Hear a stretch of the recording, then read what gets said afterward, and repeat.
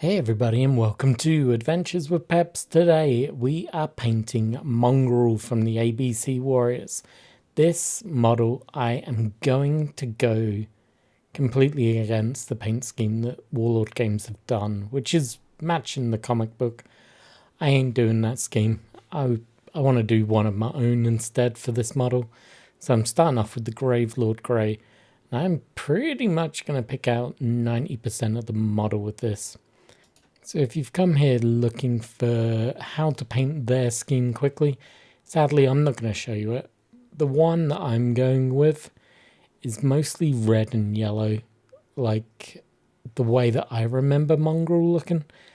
It's how a lot of the specialist statues of him have been painted in the past, where he has the bright bold red body and yellow arms and a yellow head. I'm gonna pretty much follow that idea.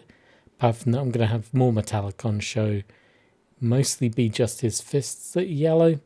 He's going to have blue shoulders and blue leg guards. But yeah, ultimately, I am not doing the Warlord game scheme this time. Right, so we've now got the Gravelord Grey down. This is going to act as a great base coat for the metallics when I do that stage later on. That'll be off camera when I do all that. This is purely to show you how to get it base coated.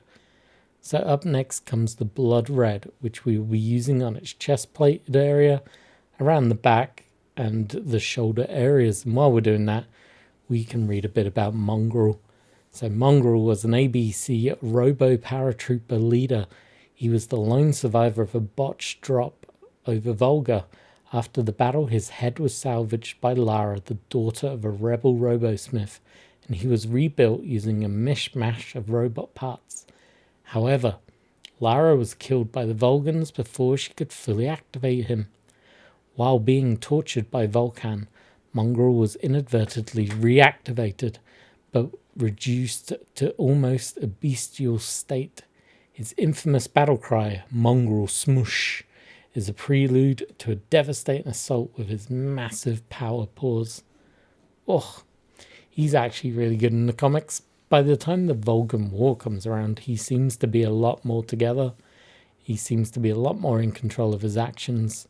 He's not the feral beast of the early Mars missions that I remember from like the Mech Files 0102, if I'm remembering my comics correctly. Now with this model, when I was trying to work out how I was going to paint him, there's so many different schemes around. I'm not entirely sure which one's which, who I should follow, if that makes sense. So this scheme is actually a mishmash in itself of different comics. So with that red now dry, we are going to move into the next color, which is going to be his blue shoulder pads. Now, the blue is definitely a nod to these Vulcan and Volkhan Wars comics, because they have the American, I guess, blue shoulders on him. He also has his yellow fists and a yellow head, and there's a tiny strip of red around his neck. But I'm very keen on the older Mongrol comics where he had a body of red, his limbs were yellow, his head was also red back then from what I can remember. I was trying to find images to inspire me to paint, and everything I came across was the free A toy of Mongrol. And it's a beautiful toy. I'm going to pop up a picture of it to show you off in a minute. But it was that red that made me think that I needed to get more red on the model, and that led me down this path. So as you can see, he is now looking like Captain America.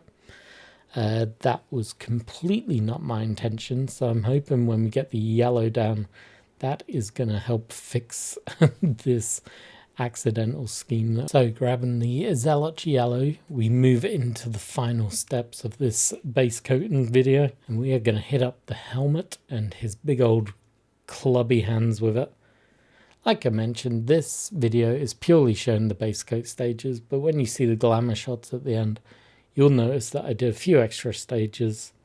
I just layered up the colors on the yellow so they became a bit more brighter, a bit more bolder. Same with the reds. I did a little bit of highlighting on that. The blue, I pretty much kept where it was. I'm happy with how the blue was looking. And then on the Gravelord Grey, I added some metallics just to brighten it up. And then obviously finished up the base, but you'll see all that in the glamour shots.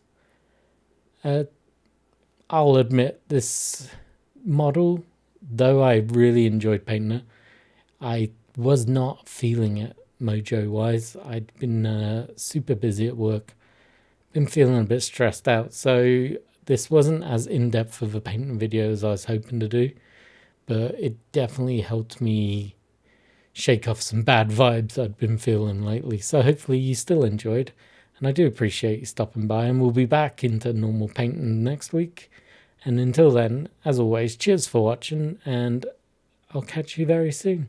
Bye-bye.